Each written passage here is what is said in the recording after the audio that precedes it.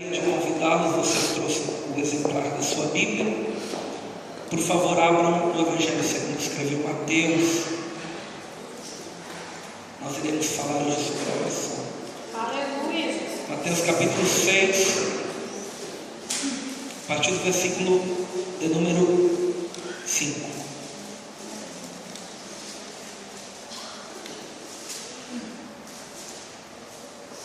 Aleluia, Jesus. Capítulo 6, versículo de número 5. Todos encontraram? Amém. Muito bem. E quando orares, não seja como os hipócritas, porque gostam de orar em pé, na sinagoga e nas esquinas das ruas, para serem vistos pelos homens. Em verdade vos digo que eles já receberam a sua recompensa. Tu, porém, quando orares, entra no teu quarto, fecha a porta e orarás ao teu Pai em secreto. E o teu Pai que te vê em secreto te recompensará. E quando orares, não vejas vãs repetições como os gentios, porque presume pelo muito falar serão ouvidos. Não vos assemelheis a eles, pois o vosso Pai sabe todas as vossas necessidades, antes que lhe peçais. Quantos podem dizer amém? Amém. Jesus ele fala de forma muito enfática sobre três práticas piedosas dos fariseus. Capítulo 6 destaca duas: as esmolas e a oração.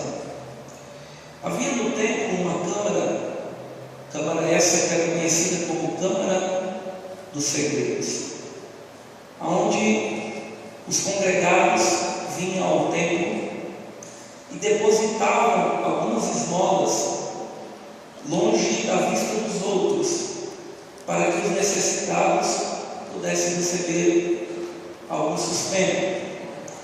Na parábola do fariseu e do publicano, nós encontramos uma outra prática piedosa dos fariseus: o jejum. Mas o jejum obrigatório era no dia da expiação. Mas aqueles que queriam alcançar maiores méritos diante dos homens sempre gostavam de jejuar na segunda e na quinta-feira. Esses 2 dias em Jerusalém era período de feiras. A cidade estava muito cheia. O texto que a gente está pensando vai nos dizer que esse fariseu religioso se posicionava em alguns lugares específicos. Alguns gostavam de orar em pé na sinagoga, outros nos cantos das praças, alguns nas esquinas das ruas. Só que a ideia original para a esquina das ruas não se fala de qualquer tipo de rua, mas tem a ideia de uma grande avenida, de um lugar de intenso movimento. E o religioso que estava jejuando, ele gostava de usar vestes desordenadas, o rosto ficava embranquecido, tudo para chamar a atenção dos homens, para demonstrar a sua comunhão e a temperatura da sua religiosidade e do seu ato devocional. Mas Jesus está nos ensinando uma grande verdade, que a verdadeira intimidade, que a verdadeira busca não é provada diante dos homens, mas é por uma porta do quarto fechada e buscando ao Pai na intimidade. E hoje eu gostaria de pregar sobre o quarto da intimidade. Primeiro, que ninguém consegue ser íntimo de Deus se não for através da oração. É impossível nós sermos íntimos de Deus se nós não orarmos. Um pastor puritano do século XVII, Ele disse: se a nossa oração for desempenhada de maneira formal e rotineira, é melhor a gente omiti-la totalmente, porque o Senhor não está preocupado com o número das nossas orações, mas com o peso dela, com a qualidade dela. Porque a proposta é a intimidade, e com a porta do quarto fechada. Porque na intimidade a gente não está procurando fazer bonito para ninguém. Na intimidade a gente não precisa procurar palavras bem elaboradas. Na intimidade nós demonstramos a Deus quem nós somos de verdade. E eu gostaria de perguntar: quantos vieram para esse culto para receber e conhecer os grandes mistérios e os grandes segredos de Deus? Levante bem alto a sua mão para você. Coloque a mão no ombro do teu irmão e diga para ele assim: o Senhor está te chamando para particular. Ele quer revelar segredos para você hoje. Nas páginas do Antigo Testamento, nós encontramos um homem, quando o Senhor o chama, em 1 Reis, capítulo 17, vai dizer que ele era um tesbita, um dos moradores de Gileade. Se a gente for para o mapa antigo de Israel, a gente nem encontra a sua procedência geográfica. Ele é apenas mais um. Mas o Senhor o chama para ser profeta na capital e entregar uma mensagem para o rei. E profeta de capital rápido fica em evidência. Tem muita gente para admirá-lo. Mas de repente, diante de uma situação meio clamorosa, porque Elias fica em atividade, conhecido e visto por todo mundo, Deus chega para Elias e diz: Elias, é hora de você ir para o deserto. E se tem um lugar que ensina a gente a orar, é o deserto. Um pastor presbiteriano, pastor Hernandes Dias Lopes, ele escreveu uma grande obra de pastor para pastor, e ele ensina grandes verdades diante desse chamar de Deus para Elias ir para o deserto. Ele vai nos dizer que no deserto Deus desmama a gente das glórias do mundo. No deserto Deus trabalha em você para depois trabalhar através de você. O deserto nos ensina que a gente não deve buscar primeiro a provisão, a gente deve buscar primeiro o provedor. Aleluia. Diga para o teu irmão: o deserto ensina a gente a orar. O deserto ensina a gente a orar. Quando Elias sai do deserto de Querite, ele vai para Serepta. E quando ele chega na entrada da cidade, ele vê uma viúva pegando os últimos gravetos para fazer a última refeição. Havia uma crise instalada dentro da casa dela, a perplexidade, a autocomiseração. Mas Elias, quando chega na casa dessa viúva, ele chega com um dispenseiro de alegria. O sorriso que foi embora agora voltou. A dispensa que estava vazia agora ficou cheia.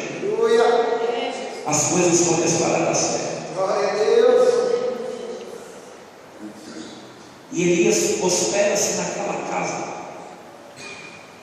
E o quarto que a viúva lhe oferece, ele faz um lugar de intimidade. Um lugar que ele chora e um lugar que ele busca resposta. Charles Lindo, ele disse que todos nós precisamos ter um lugarzinho para buscar a Deus. Todos nós precisamos de um lugarzinho para buscar respostas e resolver problemas. Aleluia. E eu vou conjecturar, eu creio que Elias está no seu quarto. De repente ele ouve alguns gritos. A mãe está com o filho nos braços e começa a gritar desesperada: está morto! Acabou! O meu único filho morreu! E eu creio que Elias abre a porta do seu quarto, desce as escadas, e a viúva agora chega para Elias dizendo: o meu filho está morto. Há uma tragédia que estabeleceu dentro da minha casa, e você é culpado de tudo isso. A viúva xinga, a viúva maltrata, a viúva escarnece, a viúva zomba.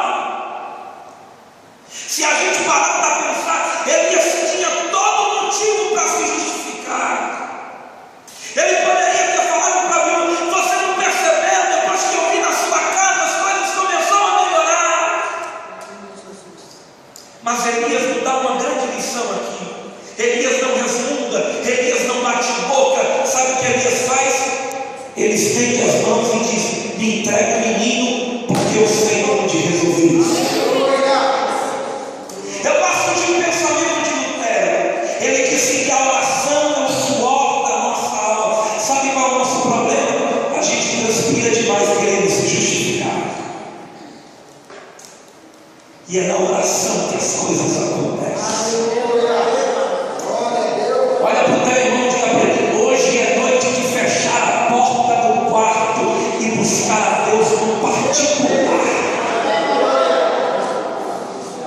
Quem sabe alguém zombou, alguém escarneceu, mas não transpire querendo se justificar. Sobe para o teu quarto, fecha a porta, busque a presença de Deus, porque aquele que pede recebe, quem busca encontra, e quem pede recebe. O interessante é que Elias pega um garoto morto e coloca em cima da sua cama. E cama é lugar do quê? Cama é lugar de descanso, porque crente que ora não se desespera. Crente que ora descansa na presença de Deus, porque só que o texto vai nos dizer que Elias levanta 3 calores, ele se gasta na presença de Deus.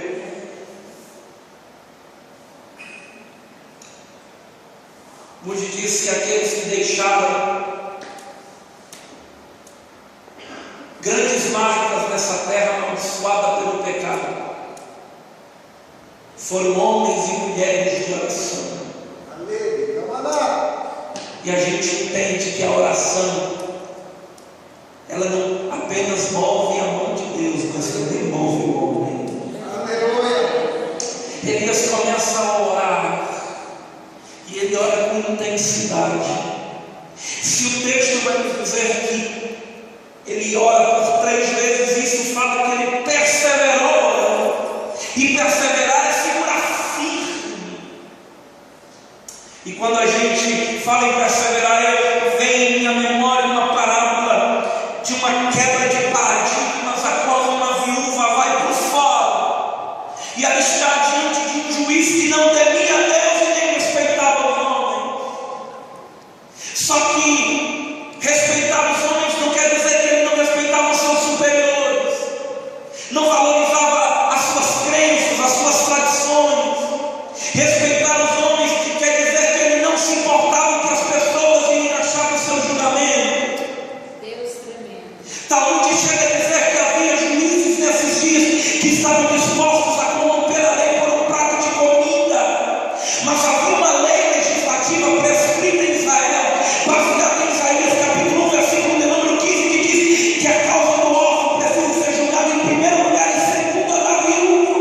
Mas o mundo inteiro poderia gritar diante do ouvido daquele juiz: olha para o problema dela. Ele dizia: eu não respeito os homens, eu não me importo o que as pessoas vão dizer do meu julgamento. Mas essa mulher foi para o fórum determinando: eu vou gritar tanto até que ele me responda. Eu vou clamar tanto até que ele julgue a minha causa. Crente que entra no quarto da intimidade, ele não sai de lá esmurecido, com semblante de derrota. Ele sai de lá com a vitória garantida para a glória de Deus. Quem tem essa certeza? Quem tem o carro? Levante bem alta a sua mão para o céu. Eu sinto a presença de Deus aqui. Hoje é noite que o Senhor tem coisas misteriosas para revelar para a gente.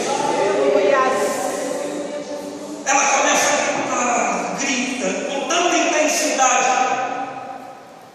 que o juiz agora começou a pensar: eu vou ter que julgar a causa dessa mulher. Eu vou julgar a causa dessa mulher. Eu não grito, cada vez ela grita com mais intensidade. Cada vez a sua expressão corporal é com mais afirmação, é com mais convicção. Eu vou ter que julgar a causa dela antes que ela venha molestar-me. E aqui nós encontramos no original 3 ideias para aquilo que esse juiz pensou. Primeiro, eu vou julgar a causa dessa mulher antes que ela venha causar-me dor de cabeça. Segunda ideia, eu vou julgar a causa dessa mulher antes que ela me fira debaixo dos olhos. Mas eu gosto como o texto grego define o que ele pensou: eu vou julgar a causa dessa mulher porque ela não vai esmorecer, ela não vai desanimar, ela não vai desistir. Sabe como é que termina a parábola? Se esse juiz que não temia Deus e nem respeitava os homens julgou a causa desta mulher, quanto mais a minha, assim diz o Senhor, que está ouvindo as vossas orações de dia e de noite. Tudo que o Senhor quer da gente é que a gente o busque no particular, com toda a intensidade da nossa alma. Aleluia. Deus O fiel. problema de hoje é que o nosso amor está se esfriando. Defendemos a nossa ortodoxia, mas o nosso coração está vazio de fogo. Não conseguimos buscar a Deus na mais profunda intimidade. E tem alguns que dizem que eu resolvo o problema no jeitinho brasileiro. Mas crente resolve o problema orando, buscando a presença de Deus.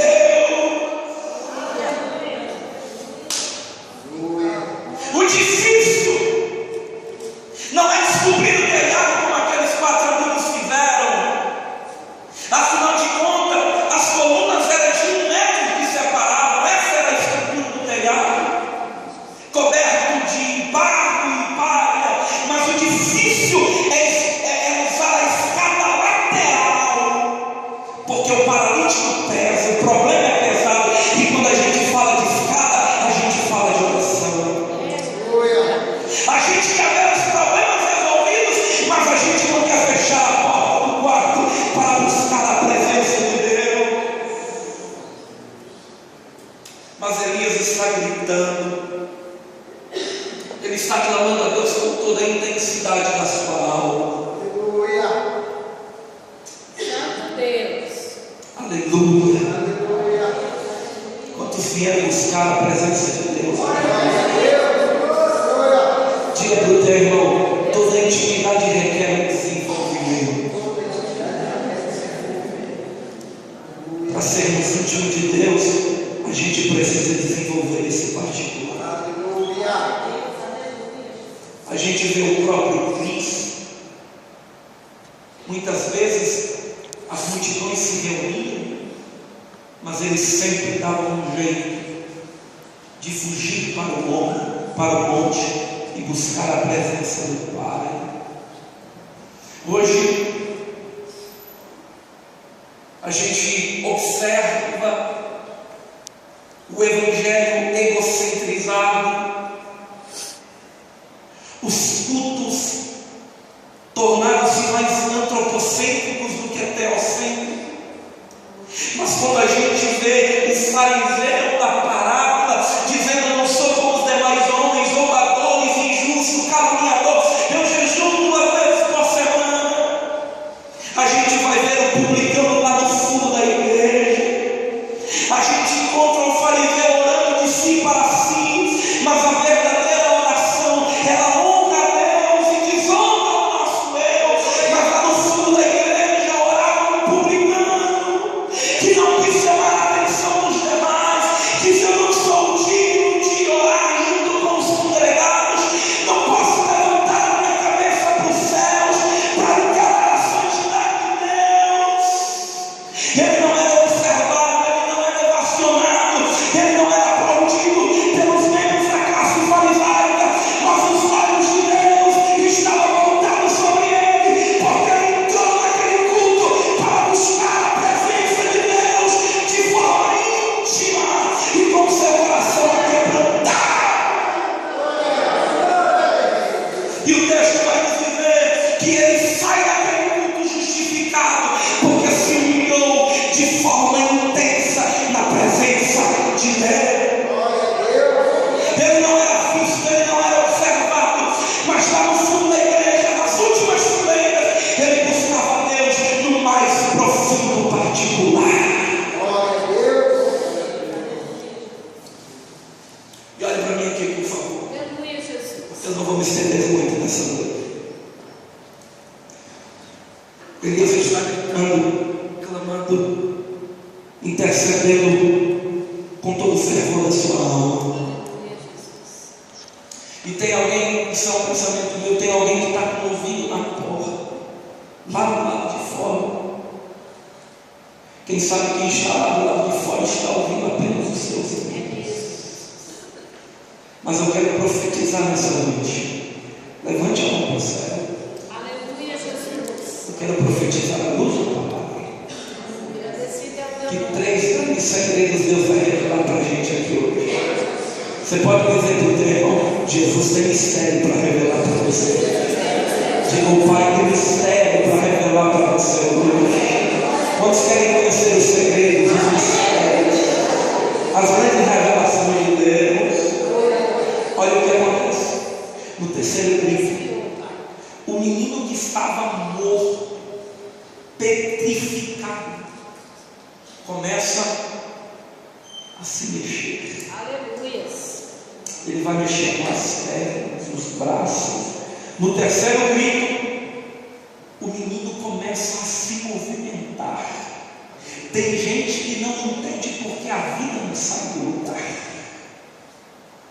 Mas o texto nos diz que no terceiro grito de Elias, porque se o menino ressuscitou, é óbvio que morto não se mexe. Mas no terceiro grito, ele começou a movimentar os braços, as suas pernas. E eu quero profetizar hoje que o Senhor, Ele tem um grande mistério para revelar para você. Creia que a tua vida vai começar a andar. Quem sabe tem uma crise instalada dentro da tua casa. Então chega pertinho do teu irmão. Hoje é o culto da família, é o propósito da família. Então coloca a mão do teu irmão aí lá, prega junto comigo. Isso. Diga para ele assim, ó, começa a orar para a história da sua vida, a história da sua família começar a mudar. Diga para ele assim, começa a buscar a presença de Deus.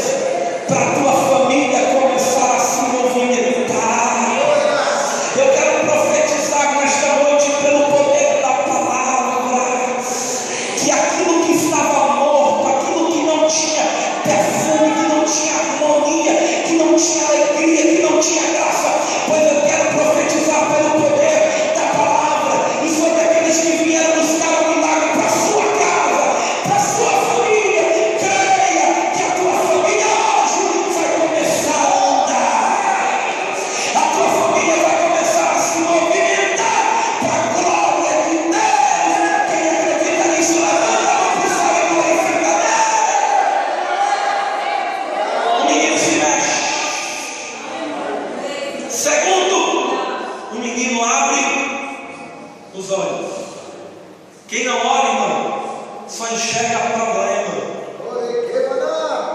Quem não ora consegue ver até uma possibilidade, mas é possibilidade. James White, quando viu o vapor levantando a tampa do bule, ele viu uma possibilidade da máquina a vapor. Isaac Newton, quando viu a maçã caindo ao chão, ele viu a possibilidade da lei da gravidade. Mas crente que ora, ele não vê apenas uma possibilidade. Ele sabe que Deus pode fazer o impossível. Porque o santo de joelho enxerga mais longe do que o filósofo na ponta dos pés. Ele quer que você nessa noite acredite. Aleluia. É noite de você abrir os teus olhos e começar a enxergar um milagre para a glória de Deus.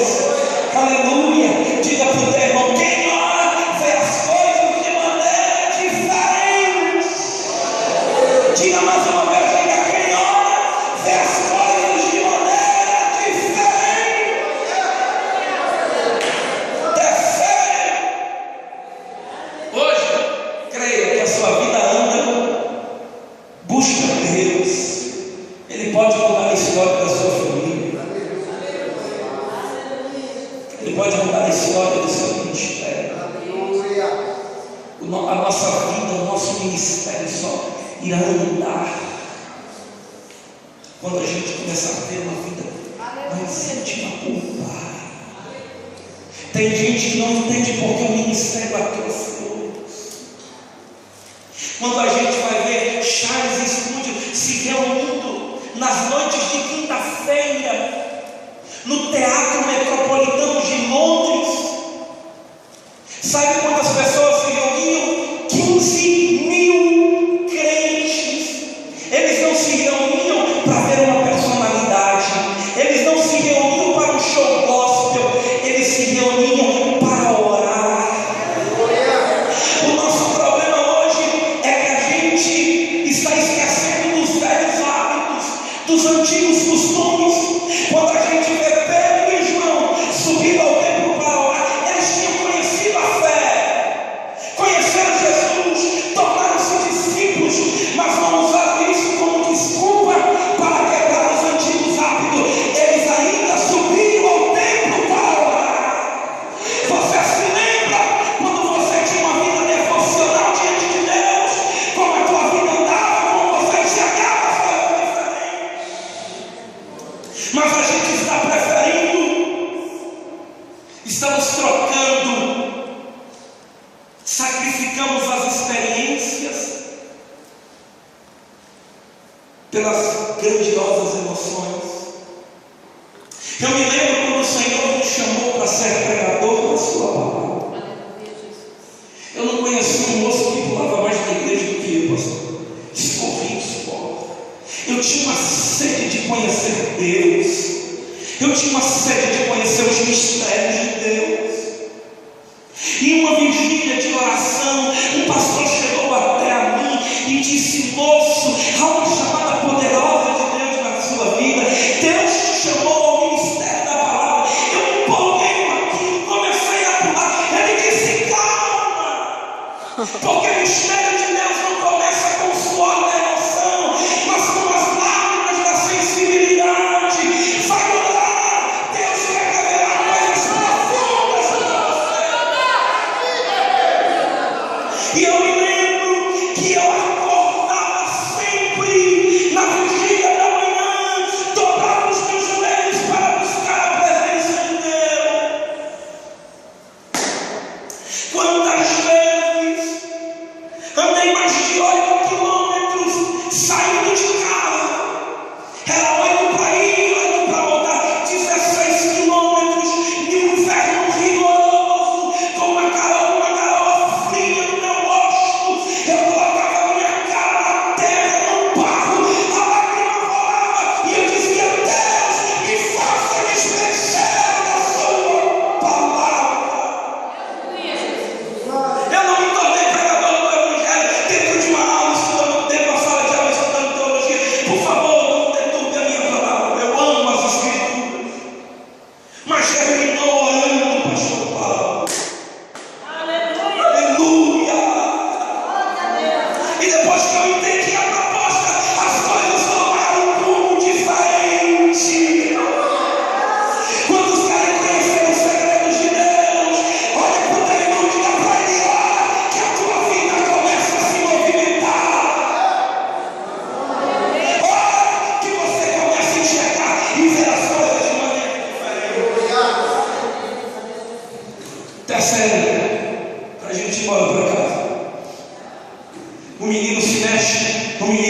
olhos e o menino começa a falar. Santo Deus. Eu quero profetizar que a tua vitória vai ter barulho hoje.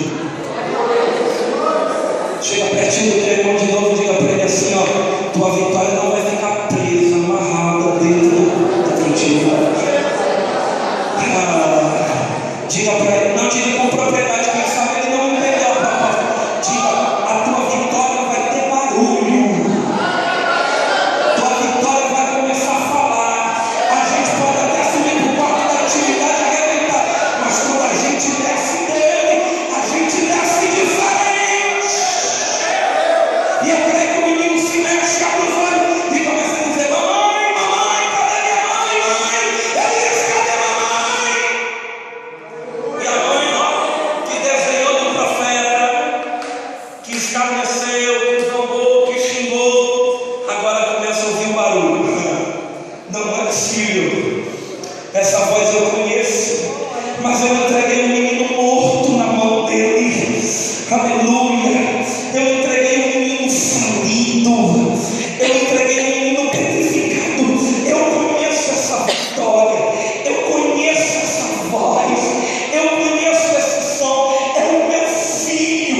Eu quero que o menino vira para ele dizendo, Elias, cadê a minha mãe? E Elias abre os olhos, enxuga as lágrimas, sensa o pranto e diz, tua mãe está aí fora te esperando. Pode abrir a porta do quarto. Filho, levanta. Oh, glória. A sua mãe está desacreditada daquilo que ela está vendo. Perplexidade era mesmo. Mas o menino grita, mãe. A mãe pergunta, o que aconteceu, meu filho? Mãe, o meu corpo ficou estranho. Não tinha batimento cardíaco, não tinha pulsação. Ficou tudo frio. Mãe, eu estava morto. Mas no terceiro grito desse homem de Deus aí, que está em cima, Tu és fiel, Senhor. no terceiro grito dele, no terceiro clamor dele, mamãe, a morte que estava sobre mim foi embora e repousou o espírito de vida. Mamãe, eu ressuscitei, mamãe, eu estou vivo. E eu quero crer, Elias que enxuga as lágrimas, hoje você vai sair daqui do quarto da intimidade diferente. Hoje você vai sair desse culto diferente. Pastor Paulo foi categórico para afirmar para a gente que hoje o propósito de Deus é grande, é misterioso, é glorioso. A vitória é grande, é plena para a glória de Deus. Você acredita nisso, irmão? Pois eu quero te dizer que hoje você vai sair daqui diferente. Eu queria pedir para o senhor, pode se colocar de pé, por favor. Isso. Se achega aqui um pouquinho para frente. Abre os braços para mim. Olha aqui para mim. Sabe, a viúva que xingou, que escarneceu, que zombou Elias, que falou que Elias não prestava, não valia nada, está assim, ó, de braços abertos, esperando.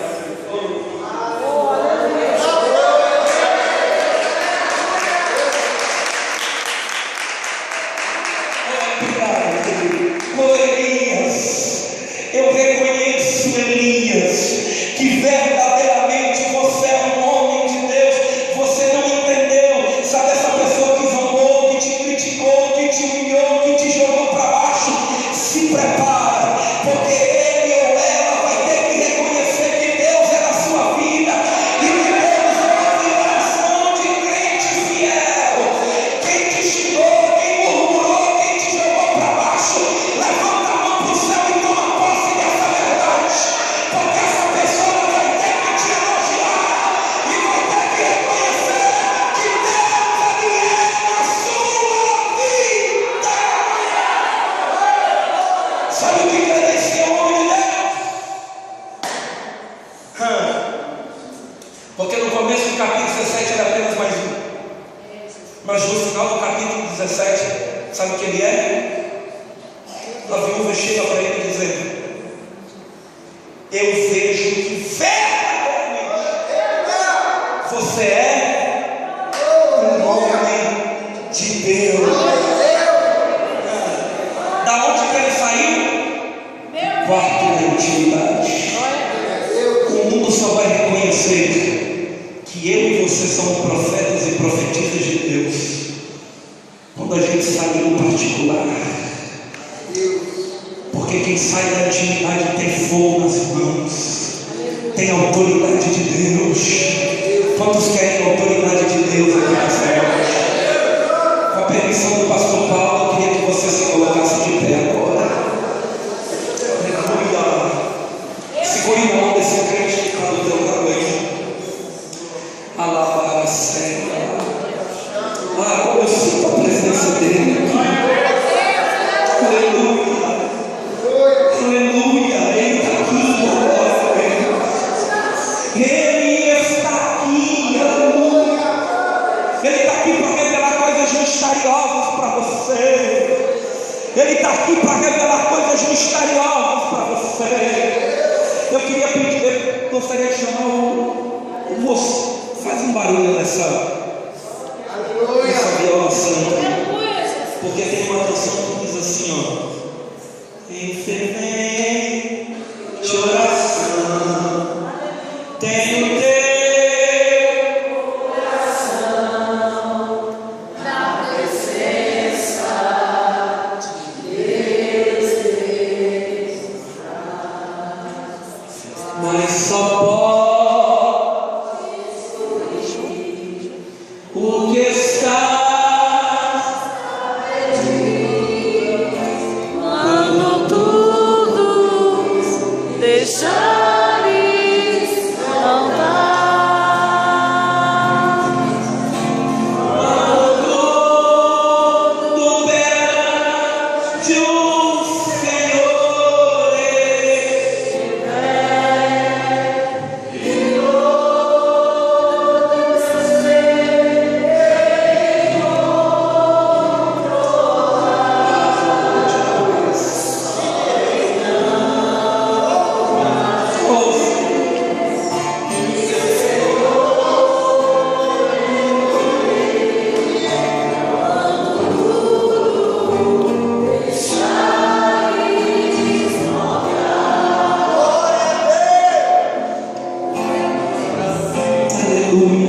feche os seus olhos.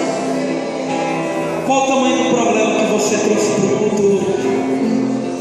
Quem sabe você está como Elias, com uma tragédia nos braços, com um problema que aos seus olhos você não consegue dar conta, você não consegue. A exemplo do texto de Reis, era muito grande porque era a morte de um garoto.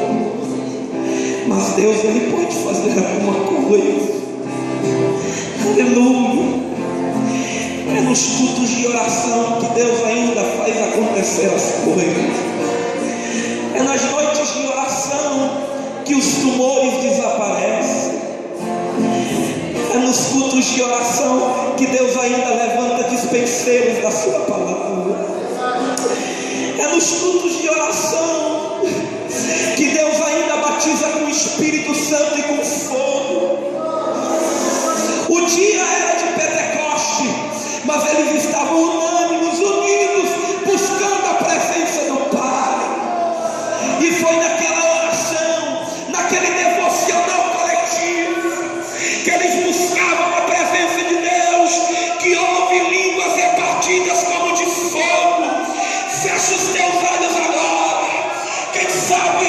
Quem sabe a tua alma está fria, não tem emoção, não tem sensibilidade, não tem um grito de intensidade, de fervor diante de Deus, mas recebe agora que o Espírito Santo, aquele que intercede diante do Pai, com gemidos inexprimíveis, Ele está aqui para acender esta chama, esse desejo no teu coração, para você buscá-lo.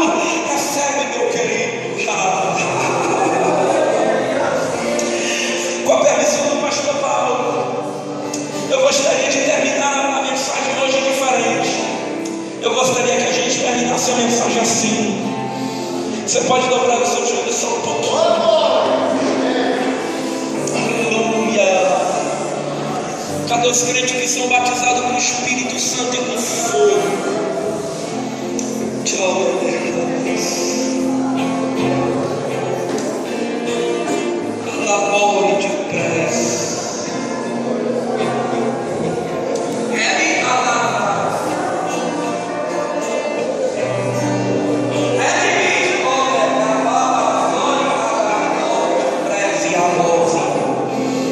Aleluia. Sinta a alegria do Espírito de Deus.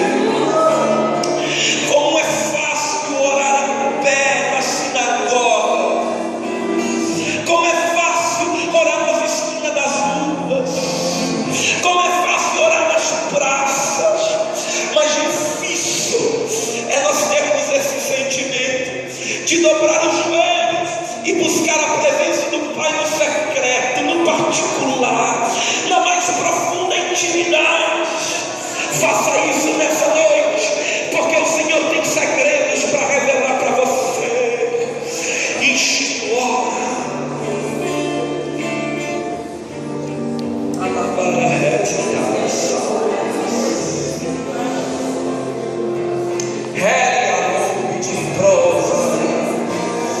Quantos estão sentindo a presença dele aqui?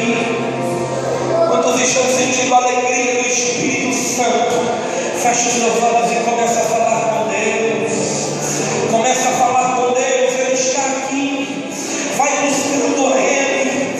Vai dizendo para Ele: eu estou com um problema muito grande, Senhor. Já virou uma tragédia. Tem alguém lá do lado de fora que está dizendo que é o fim, que acabou. Mas eu quero te dizer, pelo poder das Escrituras, pelo poder desta palavra, que o Senhor tem resposta para você aqui nessa noite. E quando a gente sai do quarto da intimidade, nós não saímos de cabeça baixa, com lágrima nos olhos. Nós saímos de cabeça erguida, glorificando a Deus e crendo que Ele nos respondeu. Quem acredita nisso, vai se colocando de pé e vai glorificando a Deus. Aleluia! Isso, vai se colocando de pé, vai glorificando a Deus. Eu gosto de terminar o culto sempre se confraternizando. Isso não é mecanismo, a gente é família de Deus. Os irmãos da minha esquerda, por favor, saia do teu lugar e dê um abraço nos irmãos da minha direita. Quem está atrás vai falar com quem está na frente, e você vai dizer para ele assim: ó, nós não sairemos do quarto da intimidade de cabeça baixa. Diga: sairemos do quarto da intimidade de cabeça erguida. Faça que nem o pastor Paulo, dê um abraço de Deus e diga para ele assim: ó, se prepara, porque alguém vai ter que reconhecer que Deus escuta oração de crente na terra. Aleluia! Não transpire batendo boca, não transpire querendo se justificar. Derrame toda a sua lágrima, todo o seu esforço, todo o seu vigor na presença de Deus. Você pode louvar a Jesus com as palmas bem alegres essa noite. Aleluia. Pode ser sentado, Deus abençoe.